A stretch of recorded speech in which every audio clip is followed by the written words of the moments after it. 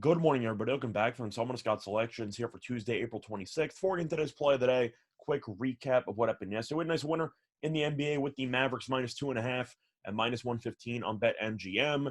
Really doesn't get much easier than that. Utah no-showed the game, and Dallas won handily. So nice, easy winner for us. Look for the winner here on Tuesday. And for the play of the day, we're going to go back to the NBA, looking at the late game between the Pelicans and the Suns, taking place at around 10 p.m. Eastern Time.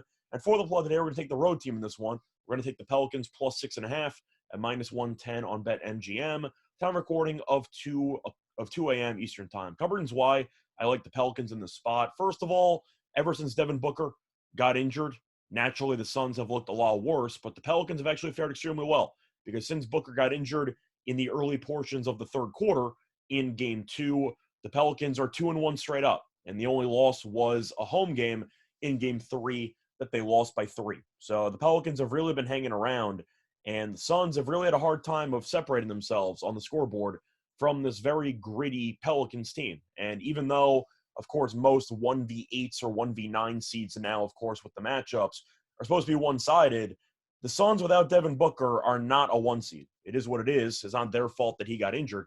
But the point is, you've looked at how the games have played out. These teams are really, really close to each other. And you're looking at the main factor in this actual matchup, besides, of course, the Booker injury. It's the fact that the Suns cannot guard Brandon Ingram. Ingram has absolutely torched them in every game in the series. Ingram is averaging 29.8 points per game while shooting 51.2% from the floor and 50% from three. So he's basically walking into 30 points every game in the series. And Booker, who, of course, is now out, is definitely the missing link here for Phoenix because they needed a guy who could go blow for blow, basket for basket with Ingram, and Booker averaging 26.8 points per game in the regular season. That's now gone. And you're looking at what Phoenix has to use in order to replace that production. It's not pretty. We've seen Chris Paul have two really, really good fourth quarters. He had a great fourth quarter in Game 1 and a great fourth quarter in Game 3. Besides that, he's been pretty good. But you're going down the rest of the supporting cast, and Mikal Bridges, not exactly known for being a great scorer per se, great defensive player who has some three-point shooting ability and some slashing ability. But for the most part, you're looking at maybe 15 points from him. Crowder is a pure spot-up 3-and-D player, so he's probably going to give you 10. You have Payne off the bench. You have a couple of guys. Ayton, I know, has had some pretty good games. The Suns just don't have that much offensive firepower with Booker out of the lineup. And my concern there is that the Pelicans have Ingram, who I mentioned before. They have McCollum, who's been a bit underwhelming in the series, but we know he's capable of having some big scoring games. And Valanciunas has been pretty good. So the Pelicans have a lot of offensive weapons.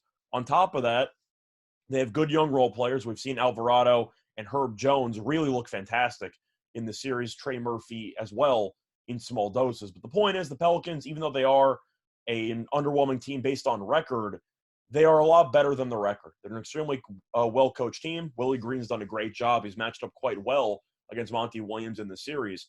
But Phoenix offensively has really had problems at various portions in this actual matchup. And I expect the Pelicans to hang around. Am I picking the Pelicans to win this overall game? I'm not picking them on the money line. I think they got a shot to win the game, though. But 6.5 for a Suns team that has one win since Booker ended up getting injured, I think is way too many points. I expect this game to be a war, a one-possession, a low-scoring game. But the Pelicans have shown no fear up to this point. They're ready to go, and I do think that they will give Phoenix everything they have, or that everything that they can handle. So for me, I'm looking at a spot where this line should probably closer to around 4, but 6.5 is a little bit high. I'm going to take the value. Plus, to go through some trends, the Pelicans, even though they were awful on the road for the majority of the season, have been much better on the road lately because New Orleans is 14-6 ATS in its last 20 road games, and the Suns are 2-7 ATS in their last 9 games as a favorite. So with all things being considered, this line's too big.